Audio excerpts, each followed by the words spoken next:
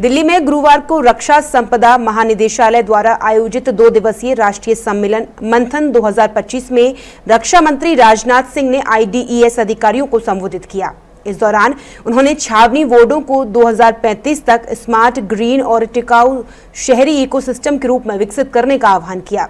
रक्षा मंत्री ने कहा कि भारत की प्रतिष्ठा अंतर्राष्ट्रीय जगत में तेजी से बढ़ी है और प्रधानमंत्री मोदी के नेतृत्व में 2047 तक विकसित भारत का लक्ष्य पूरा होगा और इसमें IDES की भी अहम भूमिका होगी। उन्होंने कहा कि कैंटोनमेंट को 2035 तक स्मार्ट, ग्रीन और टिकाऊ बनाइए ताकि लोग कहें कि स्मार्ट सिटी का मॉडल देखना हो तो कैंटोनमेंट जाओ।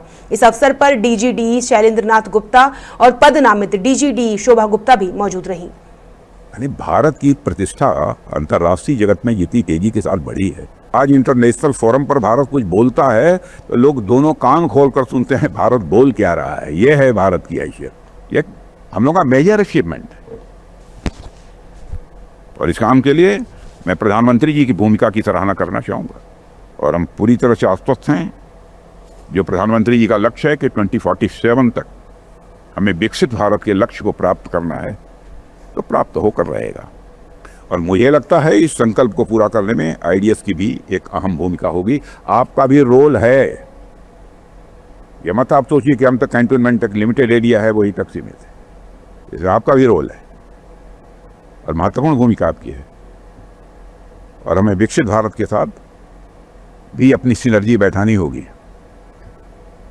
अब भारत को होने दीजिए 2047 तक विकसित, लेकिन आप कैंटोनमेंट को बना लीजिए 2035 तक। साथियों, इसके अलावा भविष्य की छावनियों को हम स्मार्ट कैंटोनमेंट्स के रूप में भी देखना चाहते हैं।